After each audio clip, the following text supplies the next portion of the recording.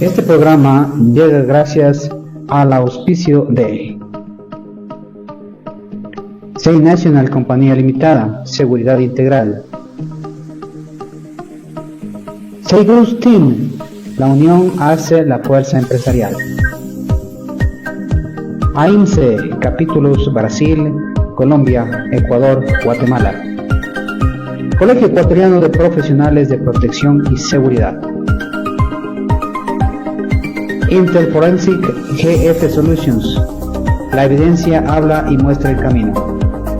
Cumbre Internacional de la Mujer con Seguridad, SIMS 2025.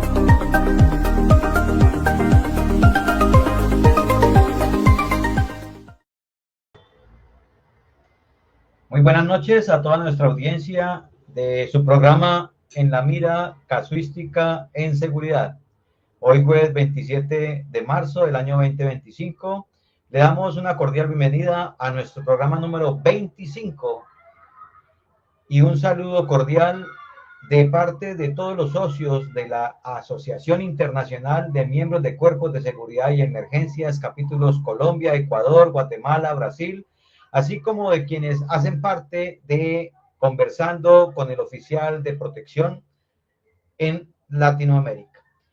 En el día de hoy, y continuando con nuestro seminario internacional, Delincuencia Organizada Transnacional, Redes Globales de Criminalidad, vamos a tener un tema muy importante, muy interesante y con una invitada de lujo, donde vamos a hablar de la red empresarial del crimen organizado en toda Latinoamérica, en toda nuestra región. Así que vamos hoy a continuar con nuestro seminario internacional y quiero decirles hoy que debido a la petición que nos han hecho llegar por correo y en los comentarios que nos han dejado nuestros seguidores del programa, vamos a ampliar nuestro seminario 2 jueves más. ¿Esto qué significa? Que vamos a ir hasta el jueves 10 de abril con el tema Delincuencia Organizada Transnacional, Redes Globales de Criminalidad. a petición de ustedes, y de paso agradecerles a toda nuestra audiencia porque este tema que ha mostrado y ha llegado a ustedes con bastante interés. Nos preocupamos por manejar temas de actualidad, invitar analistas a nuestro programa con suficiente conocimiento del tema y con la suficiente experticia en el mismo. Así que muchas gracias a todos ustedes que nos ven todos los jueves a las 7 de la noche, Colombia, Ecuador, 6 de la tarde, Guatemala, 9 de la noche, Brasil, y los invitamos a que continúen con nosotros estos dos siguientes jueves hasta el 10 de abril con este mismo tema. Edison, muy buenas noches, cordial bienvenida para usted, micrófono. Muy buenas noches, mi estimado amigo Henry. Sí, reitero el agradecimiento a todos quienes nos ven y obviamente debido a ello pues hemos considerado, como bien lo dices, extender estos dos jueves, estas 2 semanas más, estos 2 jueves más, este tema tan interesante, bueno, interesante entre comillas, ¿no? Porque en realidad es muy caótico lo que está pasando en nuestra región. Hace unos breves minutos estábamos comentando aquello. Pero bueno, en todo caso, amigos, muchísimas gracias por estar aquí, haciendo obviamente énfasis en lo que corresponde al programa, a nuestro programa, en la mira casuística en seguridad. Recalcarles que se centra en el razonamiento de casos reales basándonos en principios de estándares nacionales e internacionales en lo que tiene que ver con la seguridad y la protección, así como en la normativa vigente y concordante a temas que van siendo propuestos justamente de acuerdo a cómo se está presentando la vivencia tanto en la región cuanto en la parte internacional, ¿no? Generando la respectiva recomendaciones justamente que ayuden a alcanzar una mejora continua. Es importante recalcar también que este programa está dirigido hacia estudiantes de las carreras técnicas, tecnológicas, en el área profesional, en el área operativa, táctica y estratégica, en lo que tiene que ver con el estudio de la seguridad, de la protección y ciencias afines, ¿no? En ese sentido, pues, buscando que a través de estos programas, ¿sí? Llegar no solamente a ellos, sino también a la ciudadanía en general, ¿no? Considerando que como hemos hablado y como estoy recalcando este instante, la idea es que se analicen casos relacionados a esta temática de la seguridad y protección en la amplitud de la palabra como tal, ¿no? Este programa intenta ser claro, directo e informativo, destacando el enfoque de los principios de seguridad, razonamiento imparcial, transmitir experiencias y conocimientos con un enfoque en las buenas prácticas, tratar asimismo de que sea uno de los mejores en el medio, justamente por la propuesta que nosotros deseamos entregar. Proponer también una orientación a través del análisis de casos y enfatizar en la importancia de aquellos principios de la seguridad, siendo y tratando también de ser sencillo y fácil de entender para todas aquellas personas que nos escuchen. Bueno, continuando con el programa y obviamente el protocolo de ley, saludar a nuestros queridos amigos. Liliana, ¿cómo estás? Desde Brasil. Igualmente, mi querido amigo, colega Edgar, desde Guatemala. ¿Cómo están? ¿Cómo les va? Liliana, ¿cómo has pasado? Buenas noches, Henry, Edgar, Edison.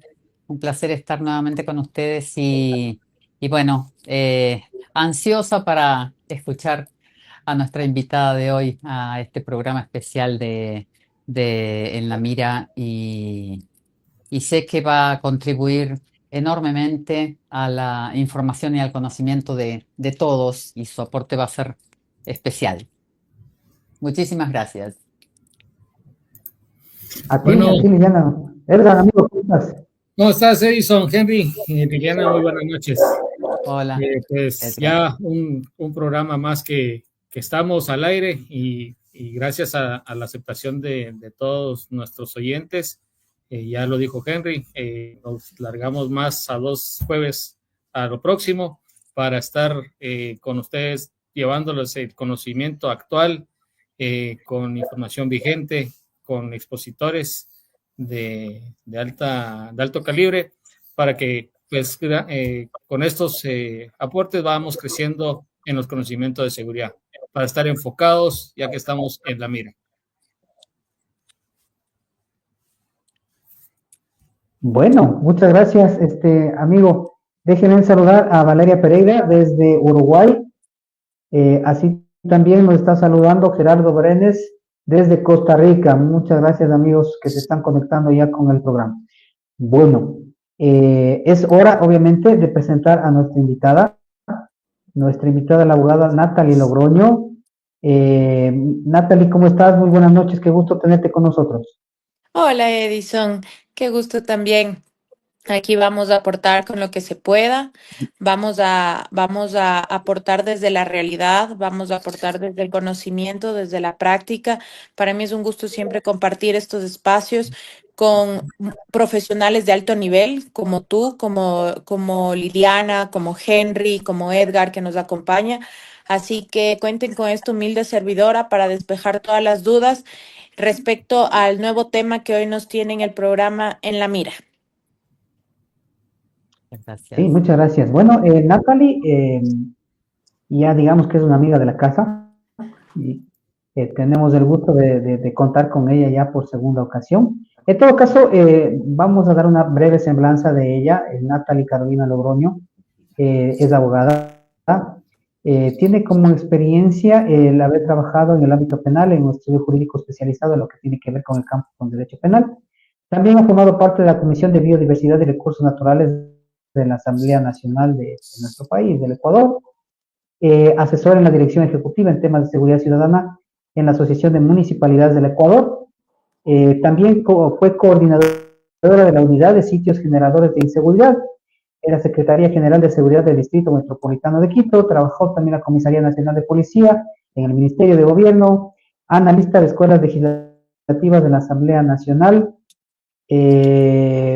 muy activa en lo que tiene que ver justamente con el terrorismo, con el crimen organizado, ha realizado publicaciones, y bueno, una amplia trayectoria justamente en lo que tiene que ver con esta área. Ella también tiene una maestría en criminología, victimología y delincuencia. También es especialista en criminología y criminalística por la Universidad Técnica de México. Y bueno, entre otras cosas que realmente es un honor, mi querida Natalie, que estés aquí con nosotros, ya más que nada para analizar, como tú mismo acabas de decir, el tema que nos lleva a citarnos el día de hoy, ¿no? Y como de costumbre, obviamente, voy a pasar inmediatamente, tengo preparados 2 videos, un introductorio justamente para lo que vamos a ver, y luego el segundo, y con el luego de ello, pues directamente iremos a tu análisis, mi estimada Natalia. Un gusto.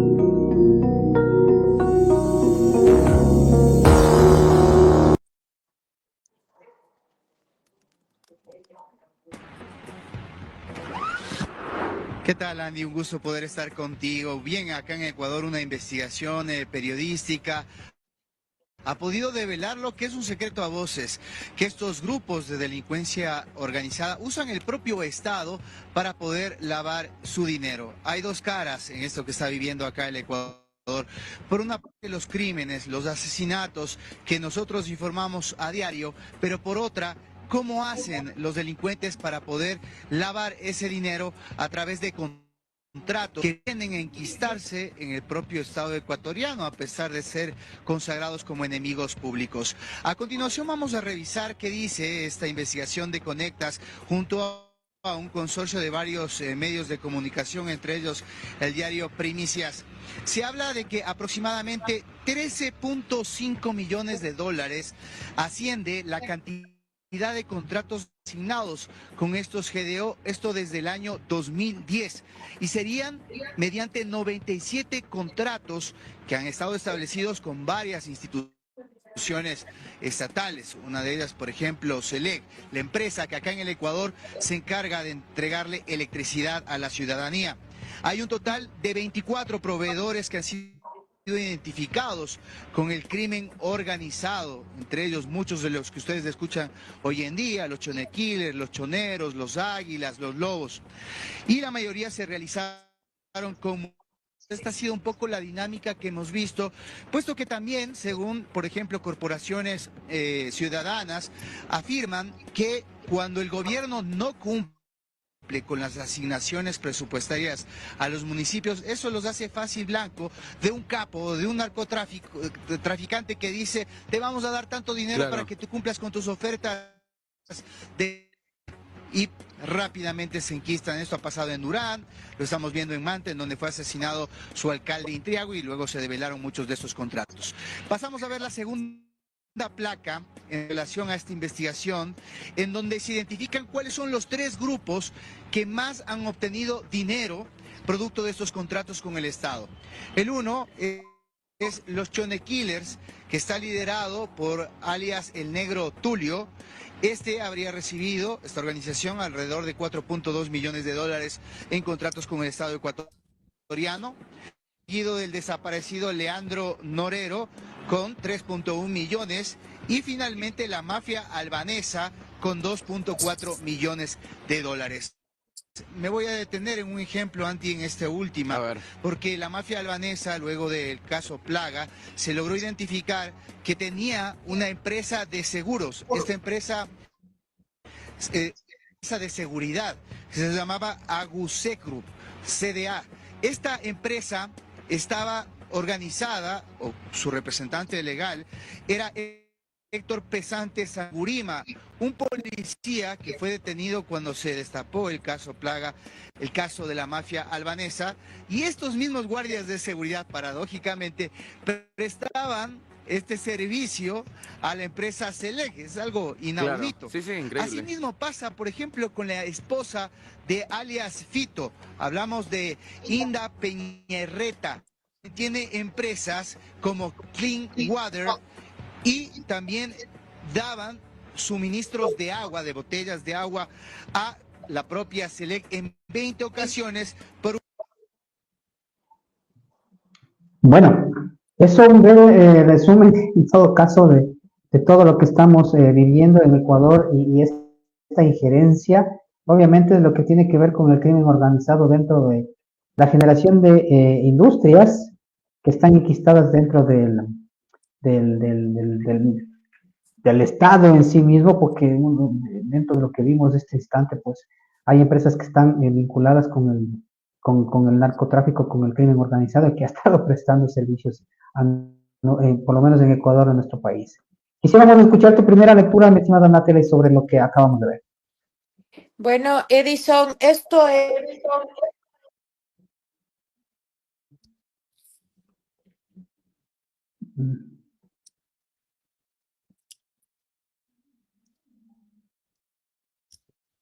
Bueno, tenemos un pequeño problemita de conexión. Bueno, hasta que regrese Natalie, es importante tomar en consideración esto justamente de lo que estábamos viendo, ¿no? Y en ese sentido hay que considerar, ¿está de nuevo?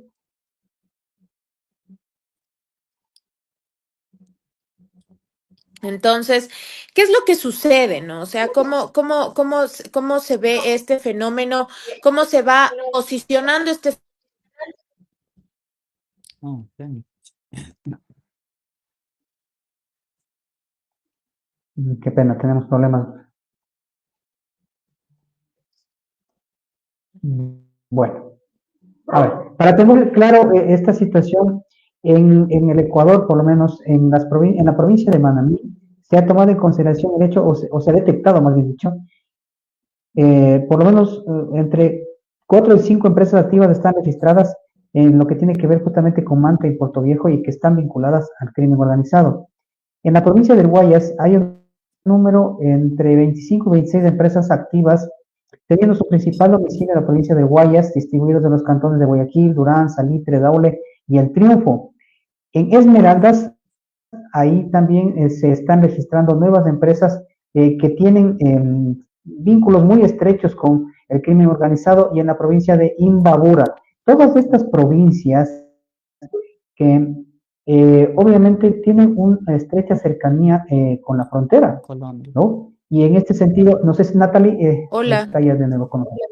Natalie, sí, perdón, no sé hasta dónde sí, se me te escuchó, no escuchamos. sé si tengo problemas de conexión, no sé. Sí, sí, sí, te saliste un ratito, en realidad no pudimos escuchar nada. A ver si es que nos ayudas nuevamente con tu ¿Ahí? lectura.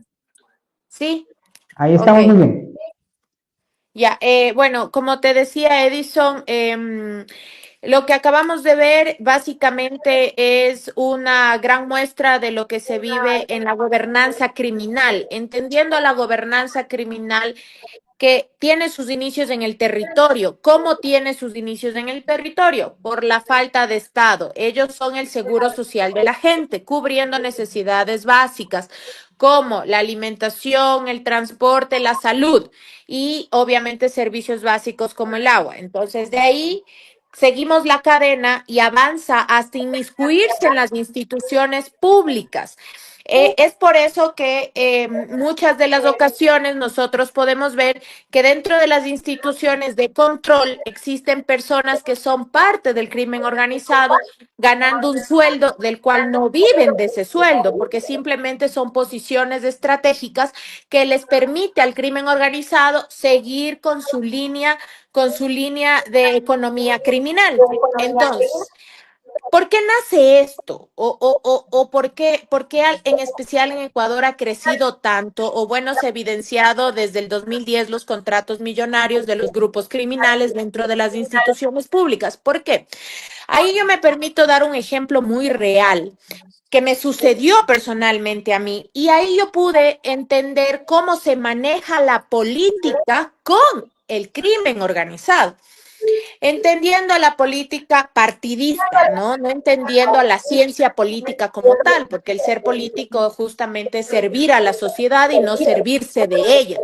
Sin embargo, cuando yo quise lanzarme como asambleísta en mi país, yo necesitaba alrededor de $300,000. En los 10 años que yo llevo como funcionaria pública, como especialista en seguridad, soy docente y he tenido cargos públicos directivos, pero no he tenido la oportunidad de ser funcionaria pública y tener debajo del colchón $300,000. Los sueldos que nosotros tenemos no son suficientes como para poder tener durante esos 10 años, durante los 8 años, $300,000 debajo del colchón. Entonces, ahí yo analicé un tema, un panorama muy simple. Si yo soy una ciudadana normal que se ha dedicado a la academia toda su vida, ¿de dónde me voy a sacar ese dinero? Como no tengo ese dinero, primero, ¿cuál sería mi intención de llegar a la política? En mi caso, mi intención sería hacer las cosas bien y servir a la gente, básico. Pero, si no es así, ¿quién crees tú que me va a tener que financiar la campaña? Me va a tener que financiar la constructora en la que lavan dinero, la empresa de seguridad en la que lavan dinero, las concesiones mineras en la que lavan dinero, etcétera. Todo ese círculo de economía criminal es la que se va a acercar donde mí a decirme, hey, candidata, yo le patrocino. ¿Tú crees, Edison y audiencia, Henry, Liliana, Edgar, creen, y toda la audiencia que nos están escuchando, creen que con el sueldo de un alcalde rural que más o menos oscila en los 3,000, 2,000, 2,400, $3,000, ¿tú crees que con eso vas a terminar de pagar $300,000 y más? No, ¿qué te toca hacer? Te toca beneficiarles con contratos. Justo lo que ahorita estábamos viendo. Entonces hay que hacer un análisis bien retrospectivo de cómo estamos llevando las elecciones populares para poner en ese escenario a un alcalde, a un asambleísta o a un concejal, que son de elección popular. Porque al final, el partido político se supone que el CNE te da un dinero para el partido político, pero es para el partido político, no es para tu campaña. Tú como asambleísta debes conseguir tu dinero para hacer tu propia campaña. ¿Y qué pasa? Le quedas debiendo a la gente que te está apoyando y por lo general son empresarios que tienen grandes intereses. ¿Para qué? Para el lavado de dinero y justamente para la economía criminal que se siga perpetrando. Y todo esto gracias al débil control de las instituciones públicas, porque deja de lado la supervisión del flujo económico que se debe controlar dentro de las instituciones. Con un ejemplo real, creo que he dado un panorama mucho más amplio de cómo nace esto y dónde está la debilidad de la estructura de los procesos de selección popular. Porque por ahí es donde el crimen organizado identifica. A mí me da mucha vergüenza decirlo, pero el crimen organizado está mucho más organizado que nosotros. Ellos tienen un análisis situacional brutal, ellos tienen un análisis de la situación, pero increíble. Ellos son estrategas. Y nosotros, que trabajamos para el Estado, vamos como ovejitas, digo yo. A donde va el crimen organizado, vamos nosotros. No sé si se han dado cuenta, ¿no? Pero si es que hay delitos en Esmeraldas, yo llevo a mis 50,000 policías de Esmeraldas. Ya los delincuentes se cansaron de estar en Esmeraldas, se van a Manabí. Entonces, cometo crímenes en Manabí por la toma de territorio, entonces voy con mis policías a Manabí. Entonces yo he estado, no tengo una inteligencia estratégica, no tengo un análisis situacional, no conozco mi territorio, porque no es lo mismo el delito en Quito, en Guayaquil, en Esmeraldas, en Quito mismo. Lo que sucede en el norte no es igual a lo que sucede en el centro, lo que sucede en el sur. Entonces, como yo no conozco a mi territorio, ¿yo qué hago? No entiendo que el delito es dinámico, entonces voy a donde el delincuente quiere que vaya. Pasa lo mismo aquí. Entonces, como el delincuente ya sabe que nosotros tenemos un débil control del flujo económico de las empresas, entonces por ahí me meto. Y imagínate, solo te pongo un caso muy simple. En temas de minería, ¿qué sucede? Nosotros tenemos tres regímenes. Régimen de minería artesanal, de pequeña minería y de gran minería. Ok. En gran minería, entendamos que no se mete.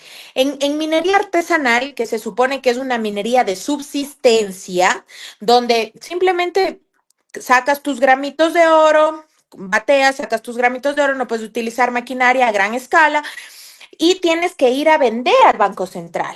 Pero si en todo el Ecuador, en las provincias donde existe minería y donde se conoce que hay minería, no hay oficinas del Banco Central. ¿Qué hago yo? ¿A quién crees que voy a vender?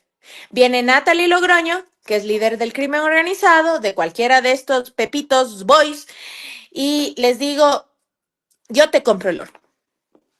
Tú trabajas para mí, yo te compro el oro.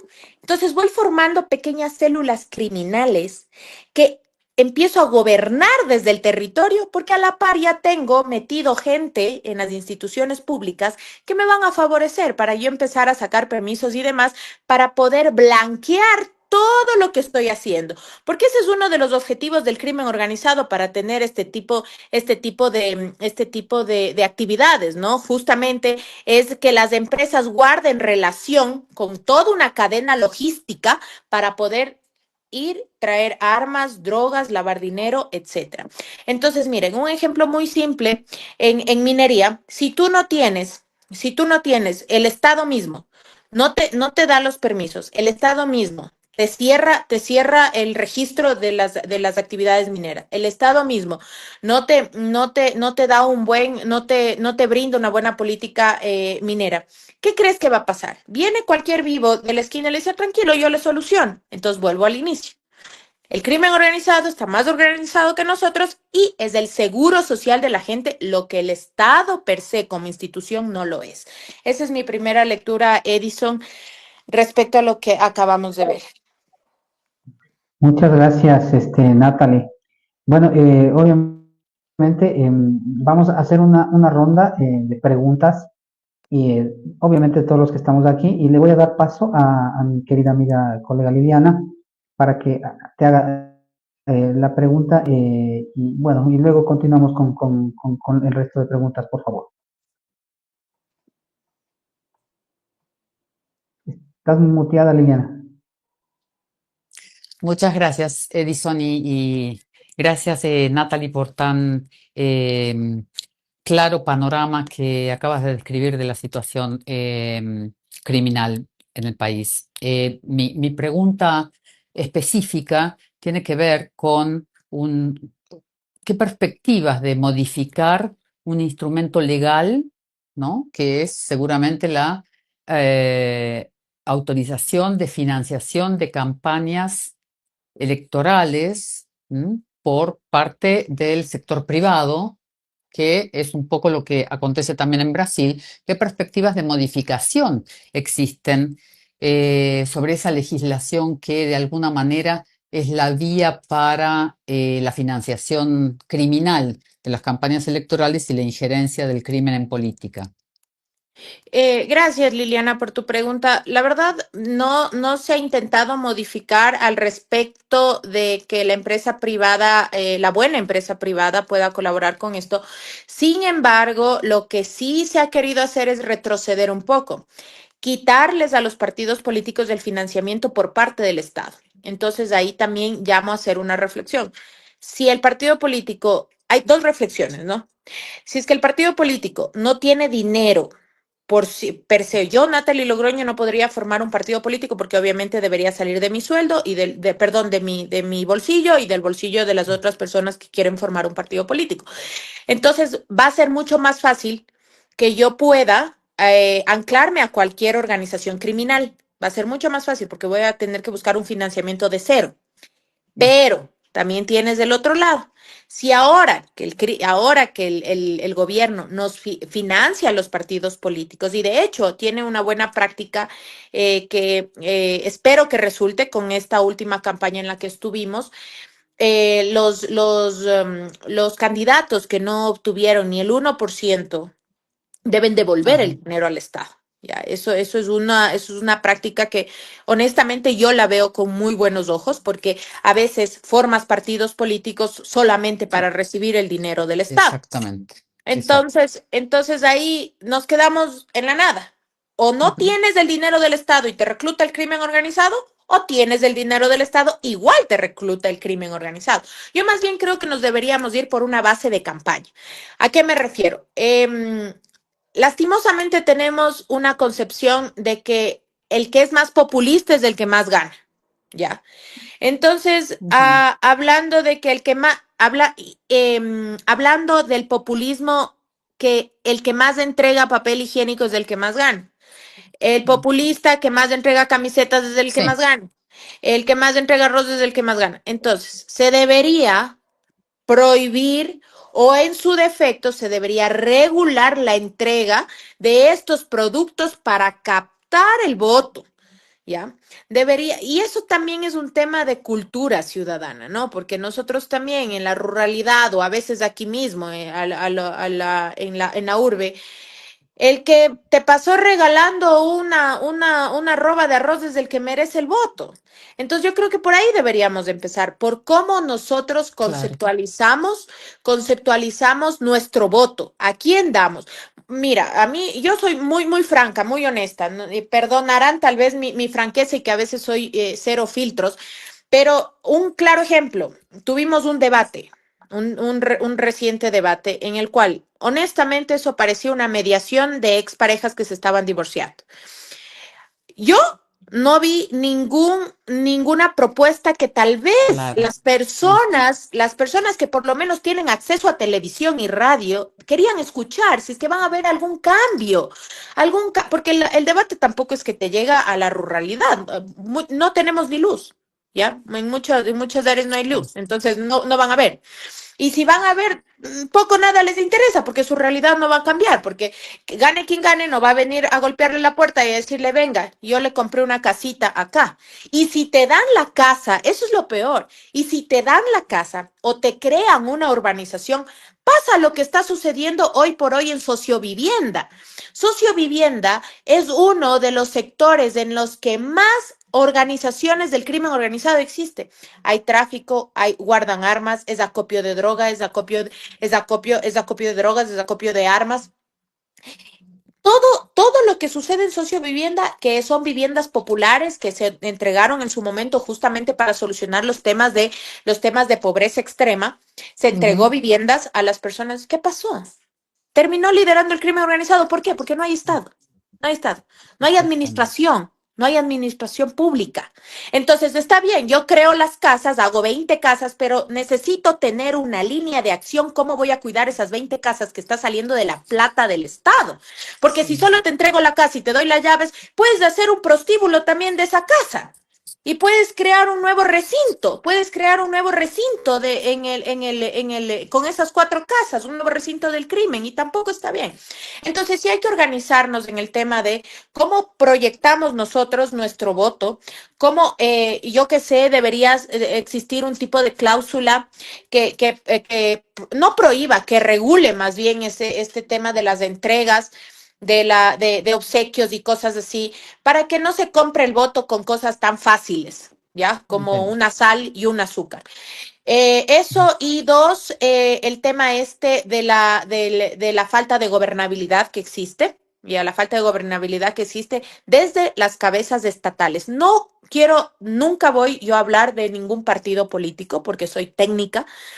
Nunca voy a hablar de que si un partido político hizo bien, un partido político hizo mal. Sin embargo, sí hay que enfocarnos en el tema de la gobernabilidad estatal, que no existe, ni a nivel local ni a nivel nacional.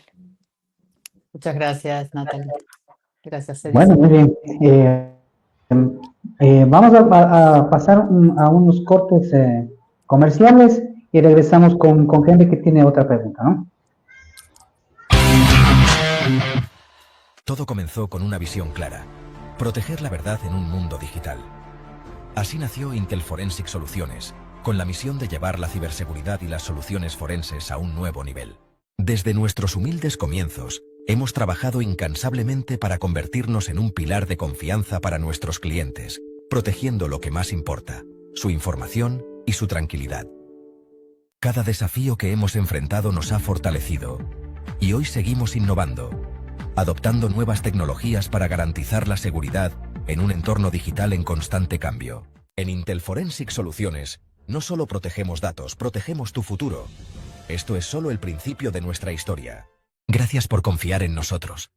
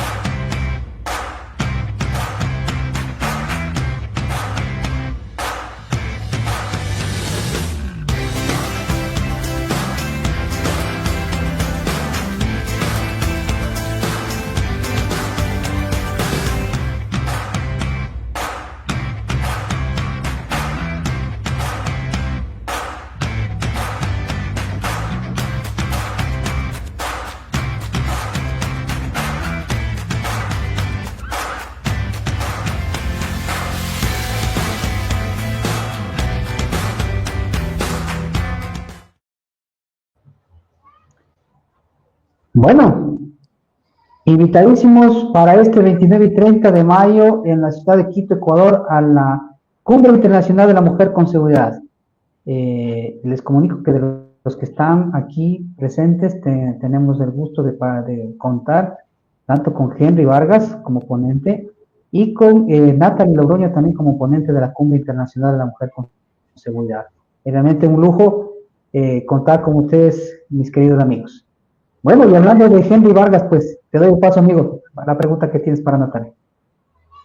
Gracias, Edison. Hola, Natalie. Viendo primero el video y segundo, escuchando la argumentación suya, me asaltan muchas dudas y aprovecho también para hacer algún tipo de paralelo con las situaciones que uno conoce, en este caso en Colombia. La escuchaba hablar al respecto de la financiación de campañas por parte del gobierno o del Estado, del gobierno no, sino más bien es del Estado. Eso generalmente, por más claro que se trate de hacer y se proyecte, siempre hay una delgada línea gris o esa zona gris que mucha gente habla, que es donde se crean esos famosos vacíos jurídicos y es donde el corrupto de un partido o de otro, porque no nos podemos salir de ahí, que en todas partes hay corruptos, aprovechan para ese vacío jurídico llenarlo con interpretaciones personales de lo que no dice exactamente la ley o exegéticamente la ley. Ujú. Me asalta una duda respecto de los controles que existen para esos contratos que veíamos en el video y como bien decía usted, Natalie, la pregunta es, ¿cuál es esa debida diligencia que hace la unidad de análisis financiero y económico en Ecuador para el control de todo esto? Porque esto es un lavado de activos, para todo este lavado de activos que se están generando no solamente en estas empresas, entre comillas, del crimen organizado transnacional, sino a la vez ese involucramiento o que involucran directamente a partidos políticos, a personalidades, a empresas y hasta las mismas instituciones del gobierno, porque vemos claramente que nos hablan y nos ponen tres en la imagen, nos muestran quiénes han recibido contratos, pero no nos muestran quién les hizo el contrato, ¿no? ¿Qué institución del Estado fue la que hizo el contrato? Aquí en Colombia es fácil encontrar. Aquí hace más o menos un mes se encontraron unas empresas de seguridad privada que servían de lavado de activos para el Clan del Golfo, que el Clan del Golfo es un grupo armado organizado terrorista aquí en Colombia. Y le servían ese tipo de empresas generando las certificaciones y generando las credenciales al personal de escolta de los mismos bandidos y auspiciado por la falta de control por la Superintendencia de Vigilancia y Seguridad Privada. Entonces la pregunta mía es, ¿cuál es ese control que viene haciendo esa unidad de análisis financiero y económico y la exigencia de los oficiales de cumplimiento tanto de las entidades gubernamentales como de la empresa privada donde se está presentando todo este tipo de lavado de activos? Gracias, Henry. Verás, el tema de la UAFE, la verdad es muy laxa el control que ellos han realizado, bastante laxo. Si bien es cierto, nosotros tenemos una ley de prevención de lavado de activos desde el 2017. Sin embargo, sí se ha dificultado mucho el control. Yo en su momento propuse que sí sería importante que las las instituciones públicas tengan obligatoriamente y mejor aún, las empresas que tienen contratos, son proveedores de las instituciones públicas, tengan un sistema y una oficina de compliance y anticorrupción. Porque lastimosamente nosotros no entendemos que como el delito es dinámico, debemos ir a la par de eso. El delito está, como hablé hace un momento, el crimen organizado está más organizado que nosotros y están mucho más modernizados. Entonces nosotros debemos ir a la par de eso y mucho más. Entonces nuestra ley de lavado de activos, nuestra ley de prevención de lavado de activos tiene una finalidad muy importante, ¿no? Que es justamente erradicar el lavado de activos y la financiación de los delitos en sus diferentes modalidades. Pero, ¿cómo? No te establece el cómo empezar a ejecutarlo. Aunque exista un reglamento, la viveza criolla, y aquí quiero poner un ejemplo, como el testaferrismo, hace un poco, les pone esas piedritas en el camino justamente a los controles que está haciendo la UAFE. Sin embargo, sí sería importante considerar más bien que esta ley se fortalezca, porque es una ley que, si bien es cierto, es general, ya existe una normativa, lo que antes no teníamos. Imagínate, desde el 2010 se reflejaron que existen contratos con el crimen organizado y en el 2017 recién tenemos la ley. Entonces, imagínate cuánto tiempo ha pasado. Y de hecho, desde que tenemos la ley, recién hemos podido identificar 21 casos, es decir, desde el 2010 hasta ahora, solo hemos podido identificar 21 casos. ¿Qué pasó con lo demás? Porque no creo que el crimen organizado solo haya invertido en 21 empresas. Porque, como mencioné hace un momento, son varios los giros de negocios en los que el crimen organizado intenta lavar dinero. Entonces, sí es importante hacer un mea culpa ahí y un reconocimiento institucional de fortalecer la línea de compliance y prevención de compliance y anticorrupción dentro de las instituciones públicas. Y es hora de que nosotros nos empecemos a controlar, aunque tenemos una secretaría también de transparencia y anticorrupción. Sin embargo, no nos da el paraguas que nosotros quisiéramos en contra de esta dinámica de lavado de activos. Así que la solución sería que, como te mencioné, tengamos oficinas de compliance y anticorrupción por cada institución pública. Gracias, Nati. Con gusto, Henry. Bueno, pasemos con nuestro querido amigo Edgar. Edgar, también tú tienes una pregunta para Natalie, por favor. Sí. Sí, gracias, Natalie. Con una pregunta en base a lo que hemos conversado y hemos visto en el video. Me voy a enfocar en el tema de la prestación de los servicios de seguridad, porque ahí pues es donde se ha filtrado también el trasiego de armas y la protección para el narcotráfico, todo lo que conlleva la trata de personas. Y mencionabas que se iba de un lado a otro en busca de oportunidades para hacer esta infiltración. ¿Existe alguna ley que regule el tema de la prestación de servicios de seguridad? En Colombia, pues existe. Aquí en Guatemala hay una ley. Sé que Brasil tiene una normativa.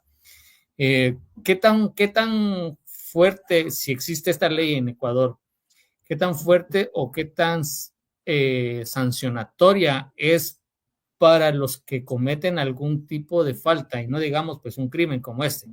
¿Y cuál es la acción per se del Ministerio de Interior o Gobernación en estas latitudes para vigilar el cumplimiento de esa normativa o prevenir que la infiltración del crimen organizado en el narcotráfico sean accionistas de una empresa de seguridad? El 9 de febrero del 2024 se publicó la Ley de Vigilancia y Seguridad Privada. Sin embargo, eso solo está atado a las funciones que debe hacer el guardia de seguridad y cuáles son sus derechos, porque muchas de las ocasiones las empresas de seguridad privada explotan mucho a su personal por los puestos de trabajo muy cortos que tienen, ¿no? Entonces a veces les hacen trabajar 24, 78 horas, que ya son horarios en los que humanamente no puedes sostener.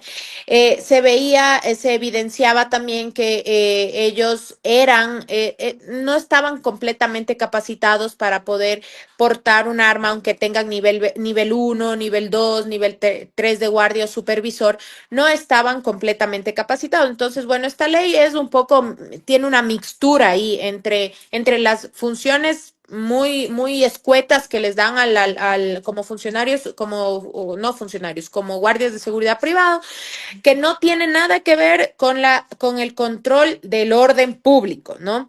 Entonces, pero al no tener nada que ver y al ser un tema privado como tal, ciertos giros de negocios como bananeras, como camaroneras, etcétera, contratan empresas de seguridad privada justamente para que se interponga una especie de guardia virtual, ¿no? donde prácticamente es como ojos de águila que favorecen al crimen organizado. No digo que estas empresas en sí lo hagan, pero sí se ha identificado que varias empresas de estos giros de negocios utilizan a las empresas de seguridad privada para esto. ¿Qué es lo que sucede? No tienes una ley, no tienes una sanción en contra de la empresa. Lo único que puedes hacer es que si se identifica que están incursionando en este tipo de delitos, obviamente los sigues por la vía penal como asociación ilícita o dependiendo el delito que ellos hayan cometido. Por lo general se inclina más a la asociación ilícita. Podría cerrar la empresa, pero nada más. No, eso cambia únicamente cambias de nombre de la empresa, pero continúa la actividad. No tienes mayor control con el Ministerio del Interior. Lo único que tratan de controlar ahí es el tipo de arma que ocupan para prestar el servicio de guardianía. Pero no hay mayor control en Edgar, en lo que es las empresas de seguridad. Ok, gracias. Sí, acotando un poco lo que Natalie acaba de decir, en realidad esta es una gran falencia que tenemos en lo que es la ley de seguridad, la ley de vigilancia y seguridad privada. Es más enfocada hacia el vigilante, el guardia, el celador, como se le conoce, y sus funciones, ¿no? Determinar, como bien mismo lo dice Natalie, los horarios y eso, pero no se ha tomado en consideración partes muy importantes como tiene que ver justamente una de ellas, los controles en cuanto a lo que tiene que ver con el alcance del trabajo en sí mismo, sanciones en lo que tiene que ver justamente en este tipo de actividades. Y este vacío, de alguna manera, pienso que está también estrechamente ligado a lo que tiene que ver con esa, lo que Natalie mismo comentaba hace un instante, ¿no? Ese movimiento que nosotros, por lo menos en Ecuador veo, que es de reacción y no de acción ni de prevención, ¿sí? Lastimosamente, hay ejemplos muy claros que hemos ido viendo, incluso he sido partícipe yo de ello, a través de los programas que vamos siguiendo nosotros y que Henry también lo hizo notar hace un instante, de la gran similitud de las cosas que van pasando. Recuerdo, por ejemplo, en uno de los programas que se hablaba sobre, en Colombia había sucedido ya el tema, no de vacunas, pero sí de prestamistas que existían. Y yo recordaba que hace un tiempo atrás, y en ese sentido, luego de esto voy a hablar, pues, va a ir cierta pregunta para Natalie en ese sentido, de que fueron apareciendo de esa manera, pero no fuimos lo suficientemente perspicaces, entre comillas, porque obviamente la gente que está de alguna manera, que debe estar involucrada sobre ella, no es la idónea. Entonces, en ese sentido, al momento se está labrando el reglamento a esa ley, pero que de una u otra manera, si ya tiene ciertos déficits en lo que acabo de indicar, pues obviamente que vamos a mantener este tipo de inconvenientes, pero pienso yo que con todo lo que estamos haciendo, incluso con lo que estamos hablando, y gente como Natalie que tiene conocimiento y tiene cabida en los estamentos, obviamente, direccionados hacia ellos, y estas puertas que estamos abriendo, pues creo que va a ser muy valedero justamente ello. Bueno, eso como un parámetro nada más para aumentar o hacer algo más sobre tu pregunta, Natalie, con base en lo que estábamos conversando, justamente a lo que yo me iba, es importante tomar en consideración el hecho, y ahí vendría mi pregunta, si bien es cierto, esta penetración que tiene el crimen organizado no es nada nuevo, es nada más una situación en la cual ha ido generándose debido a la falta de control, a la falta de previsión, a lo que acabo de indicar ahora. ¿Cuál es tu lectura? ¿Por qué tú pensarías que los gobiernos tienen esta fragilidad tan hasta, no sé, si mediocridad, no sé si llamarle ingenuidad, que creo que no es, Pero, ¿cómo es tu lectura sobre eso? ¿Qué es lo que tú crees? ¿Qué es lo que está pasando?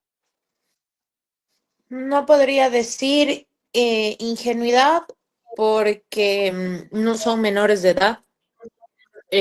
Falta de experiencia puede ser porque podemos ver que hay candidatos que simplemente tienen 18 años y son reclutados por fantasías políticas, solo para prestar la imagen, mientras yo sigo lavando dinero justamente a tus espaldas o por tu falta de conocimiento. Entonces, más bien yo lo asocio con tu pregunta, no a la ingenuidad, sino a la falta de experiencia. No, muy pocos de los funcionarios públicos que están en las instituciones tienen una especialidad o han estudiado gestión pública. Muy pocos. Porque primero no hay esa carrera. Segundo, bueno, aquí en la Universidad Central sí la tiene, pero es muy raro que un funcionario público se prepare para ser funcionario público. Más bien al contrario, si tienes la oportunidad y tu red de contactos ha considerado que es importante que tú estés ahí, lo puedes hacer. Hay funcionarios y funcionarios, ¿no? Hay funcionarios como yo que somos técnicos y que a la cabeza nos necesitan por técnicos. Entonces dicen, ok, yo quiero hacer bien las cosas, venga usted y ocupe ese puesto. Pero hay otro, y obviamente todo depende de tu línea, todo depende de tu perfil profesional para que tú puedas ocupar ese cargo.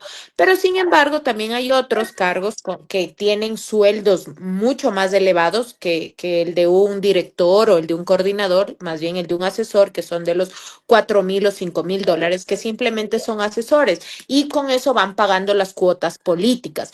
Hay un caso muy particular que yo lo viví en una institución, no voy a nombrar en qué institución, que yo ingresé por técnica, sin embargo, yo debía hacer el trabajo de 3 asesores más, pero esos 3 asesores nunca estuvieron en nómina porque eran el hijo, el esposo y el cuñado de otro funcionario. Entonces nunca pudieron estar en nómina, entonces, pero inscribían y como que cubrían esa vacante que aquí en el Ecuador se llama cuota política, ¿ya? Entonces las cuotas políticas se pagan aquí en especie y en trabajo.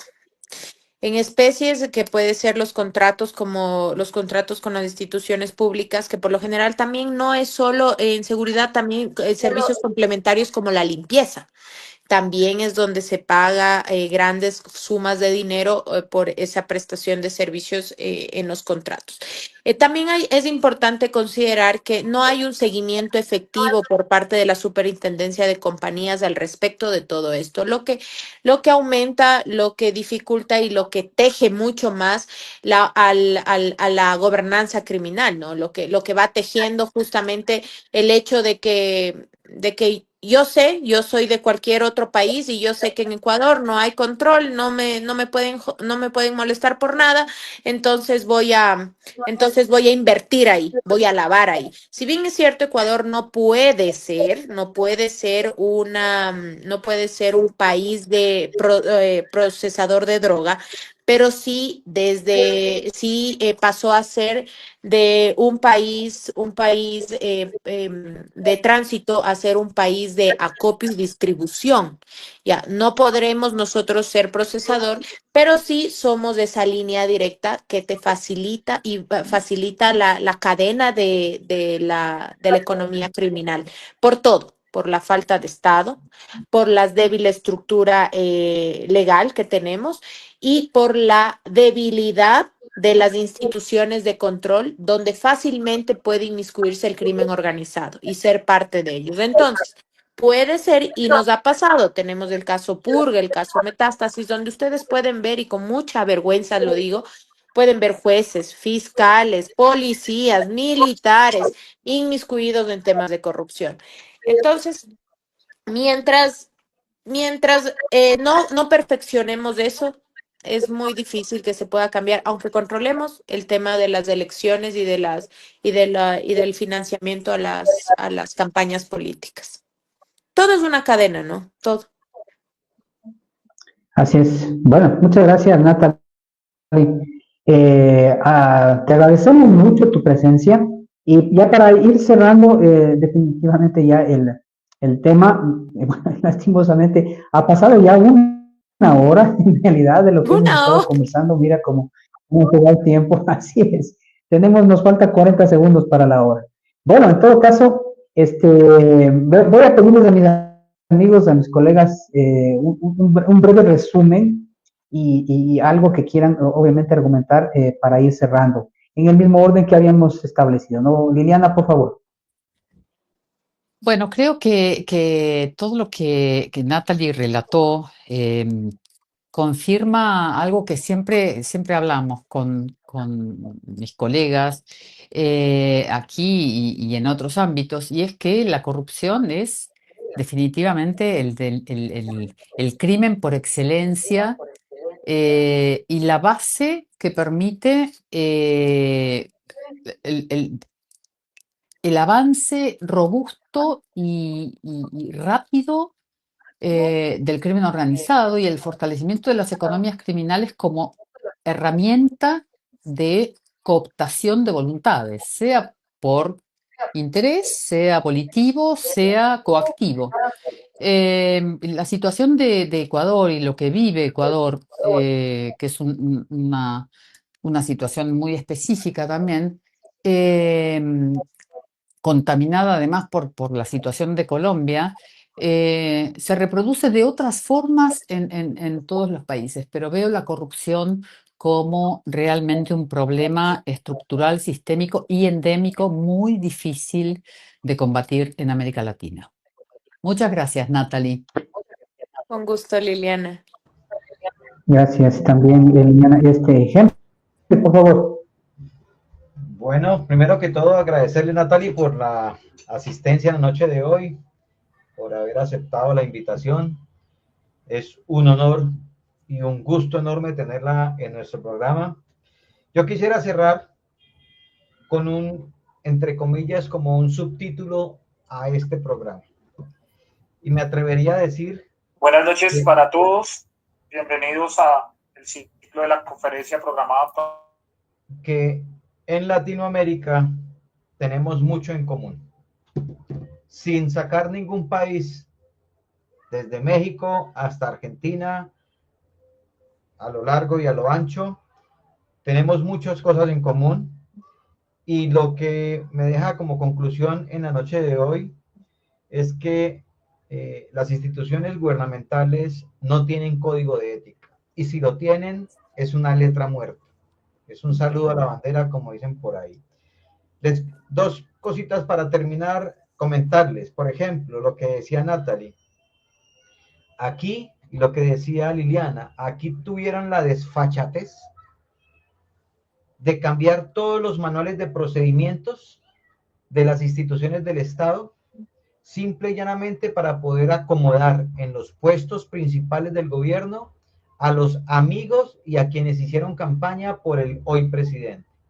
Tan es así que en una entidad tan importante como es el Departamento Nacional de Planeación, que es el encargado de asignar los recursos del Estado a todas las partes y a todos los programas que existen, está hoy dirigido por una persona que apenas es bachiller.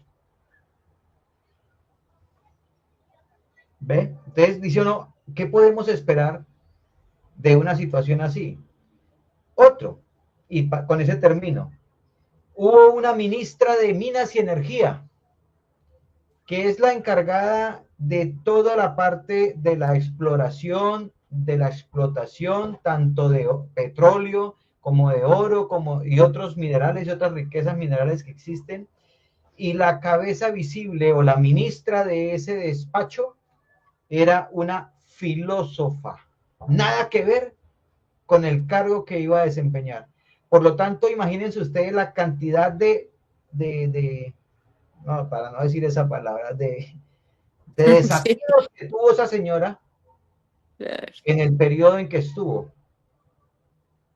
Y hay otra señora que ha estado en todos los cargos, es la non plus ultra del actual gobierno y por todos los cargos ha estado, y hoy en día se desempeña como ministra de Relaciones Exteriores o canciller, pero ya fue, yo creo que hasta la que hace el aseo a la Casa de Nariño en Bogotá. Entonces, eso es lo que sucede con estos gobiernos, primero sin falta de voluntad, no tienen voluntad política, no tienen un código de ética, solamente les interesa llegar y mirar a ver en esos 4 o 6 o 5 años de gobierno qué se pueden llevar para sus cuentas en paraísos fiscales. Muchas gracias a todos por su asistencia, gracias y les deseo desde ya una feliz noche a todos. Muchas gracias. Muchas gracias, Henry. Edgar. No, pues gracias, Natalie, por aceptar el estar con nosotros. Es increíble y me dejo con esto,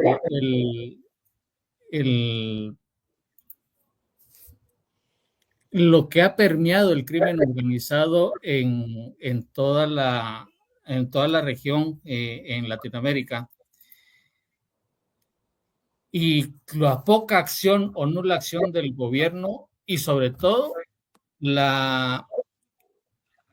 lo permisible que es la ciudadanía ante estas situaciones. No queda más que hacer patria educando a cada uno de a nuestro círculo cercano, y esto se va diseminando y va generando mayor cultura. Pero hacíamos un comentario fuera de cámaras de que cómo ha cambiado nuestros países a lo largo del tiempo, permitiendo que el crimen organizado ingrese de esta manera. Y pues obviamente estamos combatiendo contra un monstruo que se llama dinero, y es lo que toma el poder de la corrupción en las autoridades, que tienen que tener el control y las decisiones. Pero todavía hemos visto que hay esperanza para que se retome el orden correcto de las naciones. No es de hoy a mañana que se va a cambiar, pero sí ya se están dando los pequeños pasos, y tenemos muestras en nuestros países en la región, o sea que sí todavía tenemos la oportunidad del cambio. Muchas gracias, Edgar. Bueno, finalmente, Natalie, por favor, tus últimas palabras, mira, sobre lo que tú desees. Obviamente te escuchamos. Gracias, Edison. Quiero complementar algo penoso e importante que dijo Henry sobre el liderazgo de muchas personas sin tener la capacidad para estar frente a una institución pública. Acá también pasa mucho, y en una institución que es muy delicada, como el servicio integral de personas privadas de libertad. Hay ese concepto errado de que el hombre, solo por ser policía o militar en servicio pasivo, ya puede ocupar un cargo de seguridad, sin entender que la seguridad no solo es hacer formar a tu equipo o hacer formar a tus policías o hacer formar a tus militares. No funciona así. La seguridad tiene varias aristas. Tiene aristas de prevención, de control, de disuasión, de inteligencia. Entonces, mientras exista, lastimosamente acá tenemos un director del Servicio Nacional que únicamente fue militar y es comando. Díganme ustedes, un comando de fuerzas especiales, más allá de solo hacer controles dentro de las penitenciarías y centros de reclusión que tenemos, los 34 acá en el país, más allá de eso, ¿qué puede aportar en rehabilitación y en reinserción social? Esa pregunta es clave antes de poder ubicar a personas sin ningún tipo de preparación, en especial ahora, ¿no? En población penitenciaria. O sea, es increíble el buen desarrollo que ha tenido esta persona dentro de la institución militar. Sin embargo, eso no va a aportar absolutamente nada a una población tan delicada como es la población penitenciaria. Porque si no cambiamos tampoco el modelo con el que se ve a la población penitenciaria, no vamos a poder cambiar la sociedad porque seguimos creyendo que las cárceles solo son para hacinar gente y no es así. Entonces, mientras no tengamos un buen sistema de rehabilitación y de reinserción social, no sacamos nada, aumentando las penas, penalizando más, metiendo tantos presos a las cárceles, porque simplemente se vuelve una escuela del crimen. Y para finalizar, algo muy importante también que mencionó Edgar es que los cambios no se pueden hacer de la noche a la mañana y sí se necesita voluntad. Se ha evidenciado que muchos países tienen voluntad política para actuar. Lo único que les faltaría es entender cómo funciona la seguridad. La seguridad no solo funciona teniendo la mejor policía o teniendo el mejor ejército, 50 UPCs en un lado, 50 UPCs en otro, no solo funciona eso. Enfoquémonos también en la educación, como Edgar también lo dijo, son acciones preventivas en el tiempo. Ya mencioné en la anterior ocasión que tuve el honor de compartir con tu audiencia que sí es importante que empecemos desde los jóvenes a que no se les haga normal actos de violencia o actos tan simples de simple convivencia. No manejar borracho porque le ven a su tío que llega borracho conduciendo, no lanzarle agua hirviendo a una perrita que está preñada. Son actos de simple convivencia. Preocupémonos por crear por crear nuevos buenos ciudadanos, no solo buenos de matemáticas, inglés, naturales, como lo hablamos la otra vez. Entonces, valga la oportunidad que Edgar mencionó también el tema de la educación. Soy fiel creyente en que la educación es una de las fases importantes de la prevención que hay que fortalecer en todos los países. Hablo de Ecuador personalmente, a mí no me sirve de nada que mi hijo sea bueno en ciencias naturales. Si mamá trabaja, papá trabaja, no hay nadie aquí y mi hijo se va a la esquina a hacerse pana del chico con el que se siente identificado y empieza a microtraficar. No me sirve de nada que sea un buen estudiante. Con eso, Edgar, y citando algo que siempre me gusta citar a las Naciones Unidas, hay un párrafo que me encanta, que es: el gobierno a todos los niveles tiene la responsabilidad de crear, mantener y promover un contexto en que las instituciones pertinentes del gobierno y todos los sectores de la sociedad civil, incluido el sector empresarial, puedan cumplir mejor la función que le corresponde a la prevención del delito. Con eso quiero cerrar mi intervención y agradezco a todos por escucharme y ha sido un gusto compartir con ustedes este espacio. Bueno, muchísimas gracias, Natalie, como siempre, que hayas aceptado, dándote un tiempito también en tu agenda para hablar sobre estos temas. Quiero agradecer a todas aquellas personas que han estado siguiendo el programa. Les comento, nos escribieron de Uruguay, de Costa Rica, de Brasil, de Guatemala, de Ecuador y de Argentina.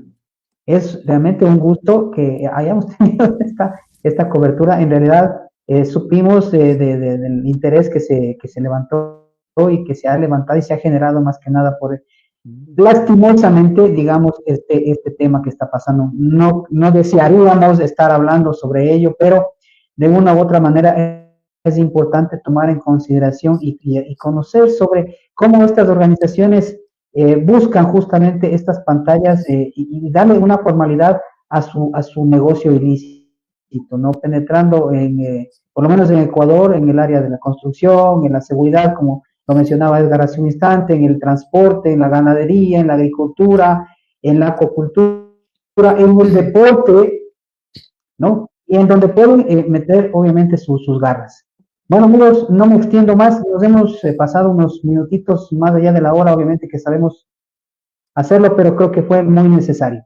Nuevamente, muchas gracias, Edgar, Henry, Liliana, y obviamente a ti, mi querida Natalie, un gusto y un honor que hayan estado con nosotros. Amigos, muchísimas gracias. Nos estamos viendo la próxima semana, pero antes de cerrar, amigo Henry o Liliana, ¿quién tiene la primicia para indicar qué es lo que vamos a hacer en el próximo programa? Henry. La palabra es tuya. Me imagino que Liliana también va a venir a la cumbre internacional. No en esta oportunidad. ¿Va? Lo que pasa es que ya la conocí un poquito tarde luego de lo que organizamos, pero obviamente está muy considerada para otro evento que vamos a hacer y que no deje de lado el hecho de que ahí se lo organice. Ya organizaremos una cumbre, una segunda cumbre. Me encanta ver mujeres en el campo de la seguridad. Muchas gracias, Natalie. Bueno, y Liliana es una tremenda exponente en ese sentido, en realidad. Henry, ¿podemos decir qué vamos a hacer la próxima semana? ¿Cuál es el título de lo que vamos a tratar del próximo? Sí. Pues como decíamos al inicio del programa, a petición de la audiencia, de nuestra audiencia, vamos a alargar el seminario que inicialmente habíamos acordado 4 jueves. Vamos a pasarlo a 6 jueves, es decir que los 2 primeros jueves del siguiente mes de abril, jueves 3 y jueves 10, vamos a continuar con nuestro seminario internacional de crimen organizado transnacional y dentro de 8 días continuamos con nuestro 5º programa de este mismo tema, con tema muy interesante desde un país también que está siendo golpeado en la actualidad por el crimen organizado como es Chile. Entonces tenemos ya nuestro invitado para dentro de 8 días, así que ya los invitamos. Y posteriormente, en el mes de abril, vamos a empezar a hablar, nuestro seminario internacional será sobre el tema de seguridad ciudadana. Seguridad ciudadana, y como bien hemos dicho y como bien lo explica Edison al principio del programa, aquí tratamos el tema de seguridad en la amplitud de la palabra. Así que deben estar muy atentos.